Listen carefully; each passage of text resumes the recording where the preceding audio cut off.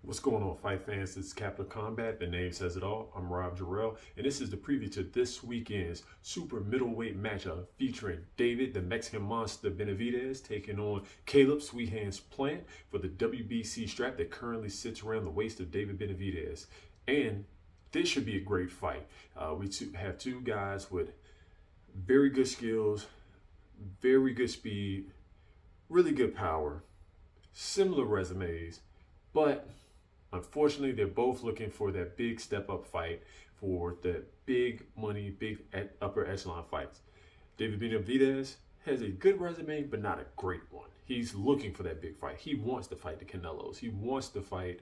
The Charlos. While Caleb Plant has fought Canelo. Unfortunately, he's lost, which for him was a humbling experience. But with these two guys, they've been chirping back and forth, going at it, and it really looks like they're both hungry and they both have something to prove in this fight.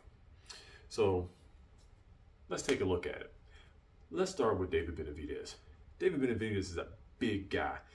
As a kid, he's had weight problems, really overcame it. Looks like he's coming in this fight in amazing shape.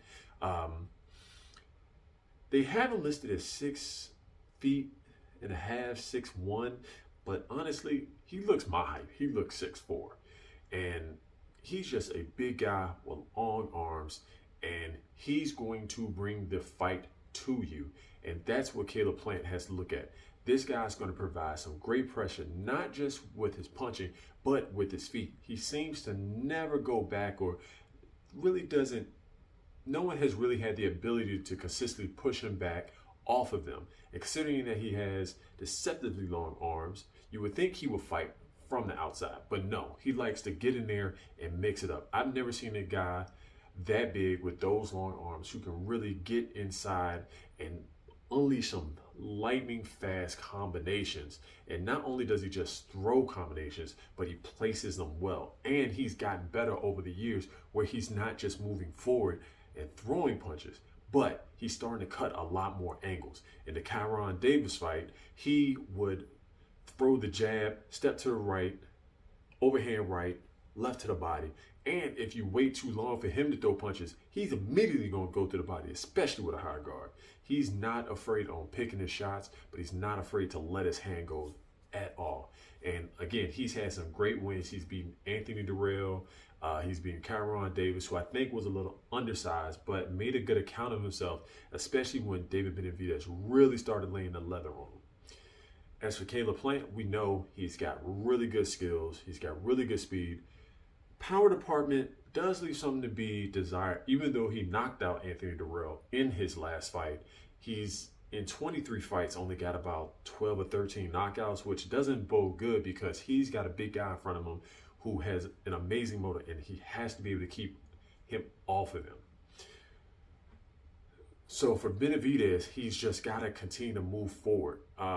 He can look a lot at the Canelo fight, who, again, probably doesn't throw punches as fast or as in as many bunches as Benavidez, but he was able to really walk and stalk Caleb Plant down and cut off the ring pretty well. Especially from the outside, and he really landed some really good right hands once he got in there. And that's all that Benavidez has to do. He's got to cut those angles, cut off the ring, throw those punches, and really stay within himself. A lot of times, I think, even though he tends to switch to southpaw every now and again, he could get caught squared up by switching or walking forward. It's almost like he'll bring his right foot forward and continue to throw with both his shoulders squared up, looking at his opponent.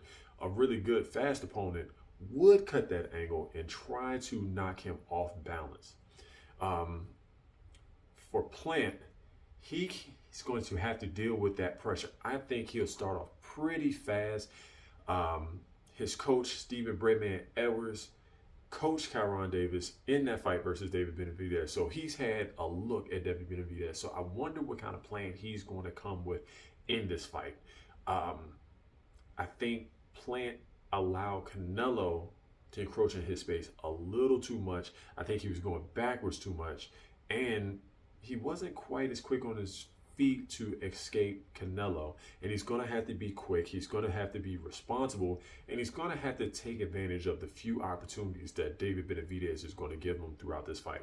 I think David Benavidez, because he fights so well on the inside, he kind of doesn't use his length to his advantage as much from the outside. Now, he does have this thing where he'll throw a jab, a stiff jab, and then throw off speed or hesitate for a second and throw a right hand, especially if he knows that he stunned you.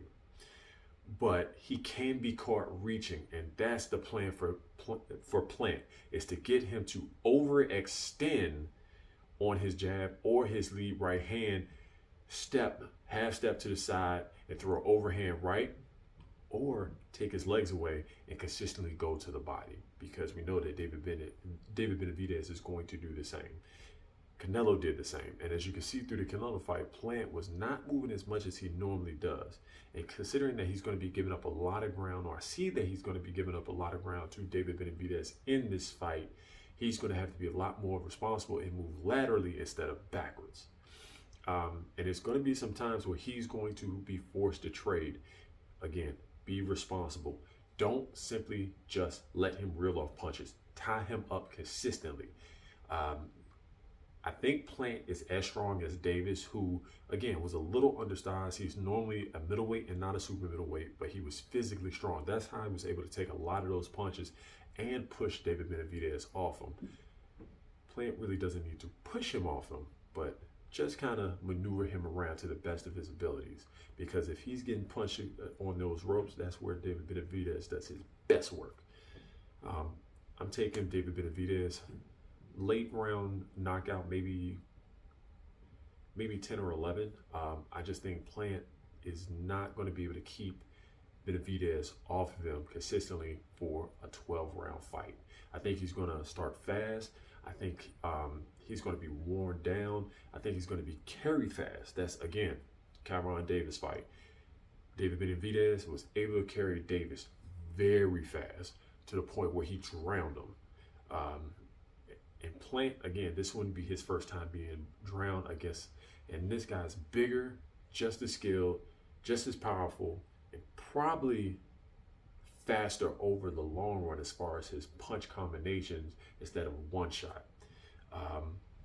Plant's really going to have to stop Benavidez in his tracks as soon by throwing between his punches, not with him, but between. Once he overreaches, get him to hesitate on his combinations.